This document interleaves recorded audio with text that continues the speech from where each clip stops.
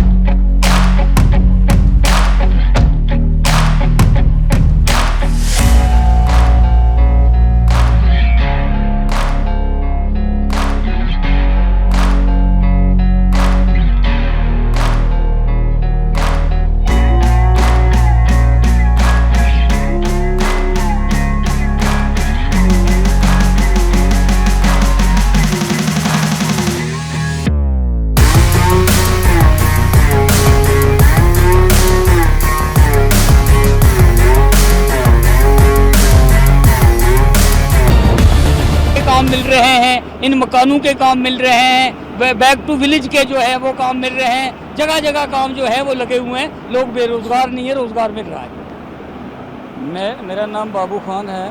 मैं VDC chairman block Kalakot district Rajouri Jammu Kashmir.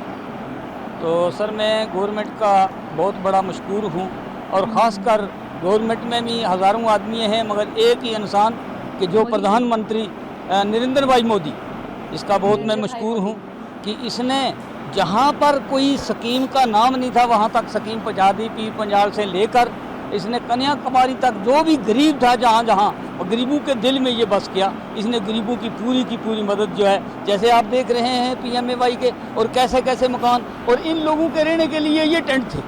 इस tent से निकलकर मैं कहता हूँ, कहते हैं आज़ादी तो इनको अब मिली है, मोदी साहब ने दिलाई है। इससे पहले तो आज़ादी थी ही नहीं, ये टेंट में रहते थे। कहाँ थी आज़ादी? अब की बार देखा आपने, जिस रोड से आप आए हैं, ये रोड भी जो है मोदी साहब का देन है। बड़ी रोड जो है ये उन्हें लोगों ने पक्की करवाई है। ये सब जो काम है ये मोदी साहब का देन है। हम उसके मशकूर हैं कि मोदी साहब ने जो कुछ गरीबों के लिए किया है वो बहुत ही अच्छा किया और बहुत अच्छा किया।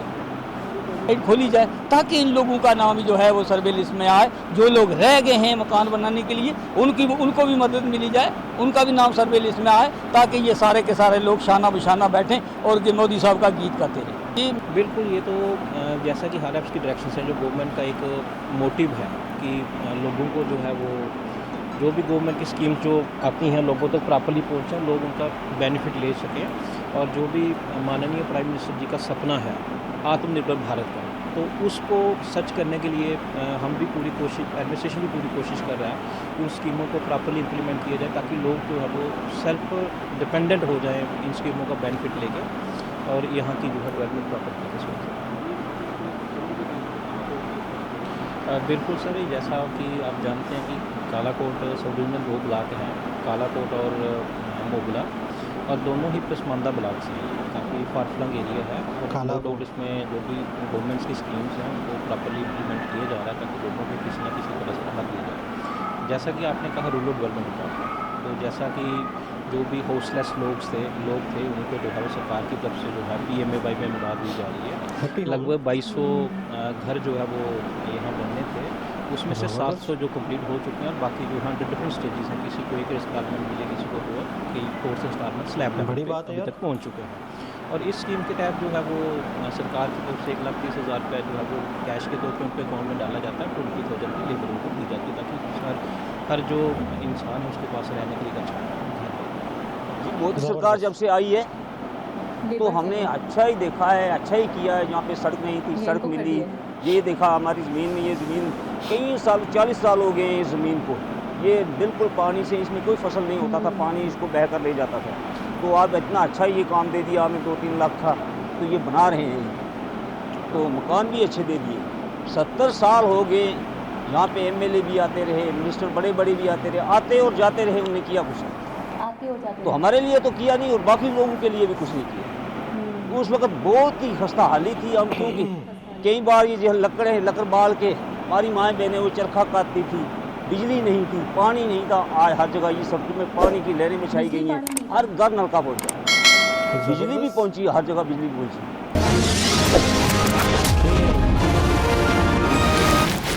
जी जनाब, अच्छा। आप कह रही थी कि आप कब कह रही थी? मैं कह रही थी कि मोदी जी के दौरे हुकूमत में सिर्फ एक चीज़ है जो मैं वसूख के साथ कह सकती हूँ कि दूसरे पॉलिटिशियंस के दौरे हुकूमत में, दूसरे मिनिस्टर्स के दौरे हुकूमत में नहीं देखने को मिली, वो है कश्मीर का विकास, कश्मीर की तरक्की। जिस तरीके से आप देख रहे हैं, अच्छा ये लोग बिल्कुल लोकल, बिल्कुल मकामी लोग लग रहे हैं, ऐसे लोग नहीं हैं जो उनके ही कुछ कारकुन, उनके ही कुछ रहनुमा या बंदे हो और वो आके ऐसी बातें कर रहे हो। ये बिल्कुल प्योर, मुझे ऐसा लग रहा है मकामी लोग हैं और उनकी खुशी का ठिकाना नहीं है।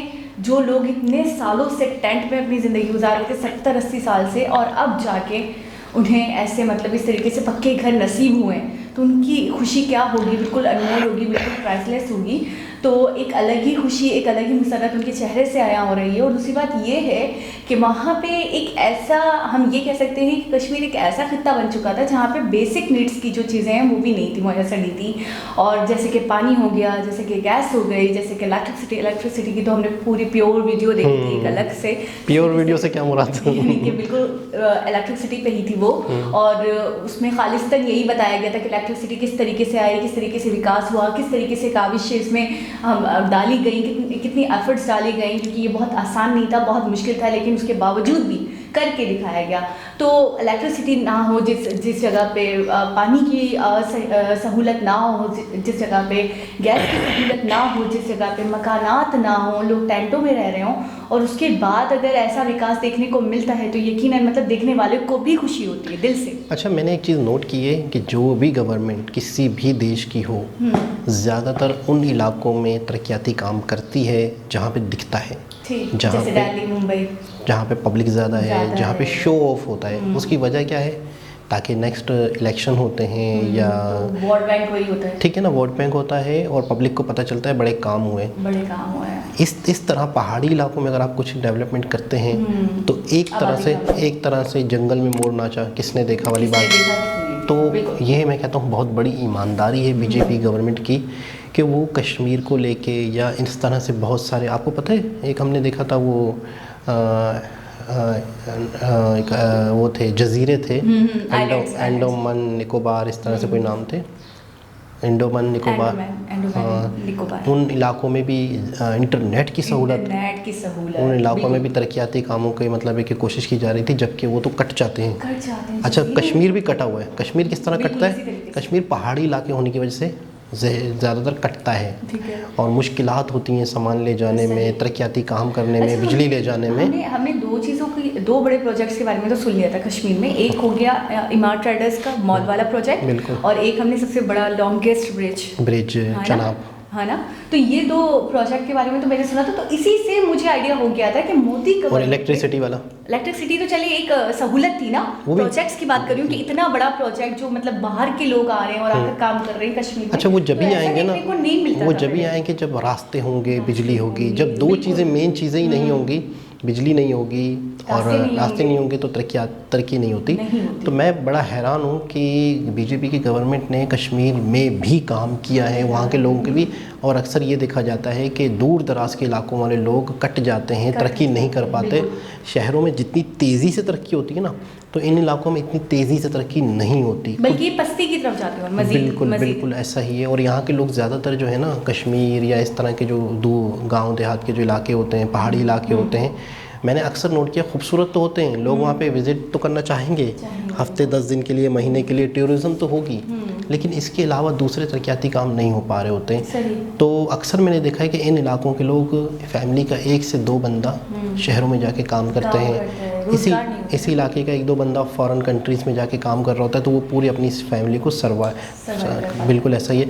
अच्छा, एक और चीज़ कश्मीर में जो ये घर बन रहे हैं अभी हमने देखे, मुझे सबसे खूबसूरत बात ये लगी कि नेचुरल इन्वायरमेंट तर्ज वही है, वहीं का तर्ज वही अपनाते हुए। पहाड़ी पत्थर से बनाए गए, मतलब मुझे ऐसा लग रहा है कंक्रीट बहुत कम यूज़ करके ना, सही। और मटेरियल जो है वो नेचुरल मटेरियल पहाड़ी पत्थर को काट के उसकी ईंटें बनाई गई, तो मुझे बड़ा अच्छा लग रहा था, मिसफिट नहीं लग रहा, मतलब उस माहौल के हिसाब से ना खूबसूरत बड़ा लग रहा फिट है, खूबसूरत लग रहा है, अच्छा लग रहा है। फिर वो आपने देखा था वो जो मजदूर थे, वो जो लेबर थे, वो कितने खुशी के साथ कह रहे थे हमें रोजगार मिला। बिल्कुल, यानी कि बिल्कुल। यहाँ के लोगों को मुझे ऐसा लगता है कि एम्प्लॉयमेंट भी नसीब नहीं होता है, ज़ाहिर सी, ठीक है देखिए ना, बहुत शॉप्स खोल लेते होंगे, बहुत हैंडक्राफ्ट कर लिया, मैनुअली जो काम कर सकते हैं वो कर पाते होंगे। आबादी के हिसाब से जितनी शॉप्स होंगी वो बहुत होंगी। अच्छा, यहाँ पे तरक्याती काम क्योंकि और आबादी। चूंकि तरक्याती काम होते ही नहीं है, तो यहाँ पे मजदूर जो है वो तबका बैठा होगा, ठीक है ना, बिल्कुल पस्ती का, बदहाली का शिकार होता होगा। तो इस तरीके के अगर काम होते हैं, अगर किसी खत्ते की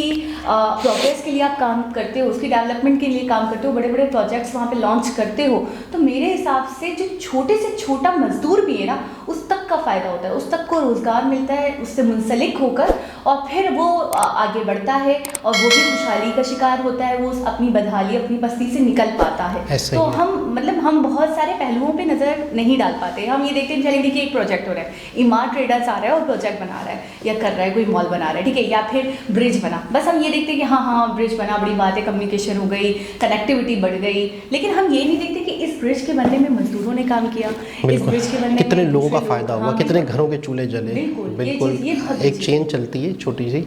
उसके अलावा मतलब है कि हम तो एक चीज़ देख रहे होते हैं कि बस ये बन गया, इसका लोगों को फ़ायदा होगा, इसके पीछे का दूसरा पहलू ज़्यादातर हम नज़रअंदाज करते हैं कि उसको बनाने में एक चनाब ब्रिज बन रहा है, आपको पता है मजदूर कहाँ से लिए गए होंगे? वहीं से। क्या वो मुंबई दिल्ली से बुलाए गए होंगे? बिल्कुल नहीं। कितने महंगे पड़ेंगे वो? तो जाहिर सी पता उस इलाके के लोगों को रोज़गार मिला होगा, ट्रांसपोर्ट वालों को रोज़गार मिला होगा। कोई प्रोजेक्ट स्टार्ट होता होगा ऐसे इलाकों में, पहले हायरिंग होती है, सारी चीज़ें, तो लोग यहाँ के खुश हो जाते होंगे कि अब हमें रोज़गार मिलेगा, अब हम कुछ कर पाएंगे। बिल्कुल, लेकिन ये है कि वो रोज़गार वहीं तक होगा जब तक वो प्रोजेक्ट बन रहा है, लेकिन उस प्रोजेक्ट बनने के बाद रोज़गार के मौके बहुत सारे खुलते हैं, इन्वेस्टर्स आते हैं। जब रोड बन गया, आपको इन्वेस्टर मिलेगा, आपको लोग फैक्ट्रियाँ लगेंगी, क्योंकि आप वहाँ से वहाँ तो बहुत ज़्यादा मजदूर सस्ता मिलेगा आपको। पूछे क्यों?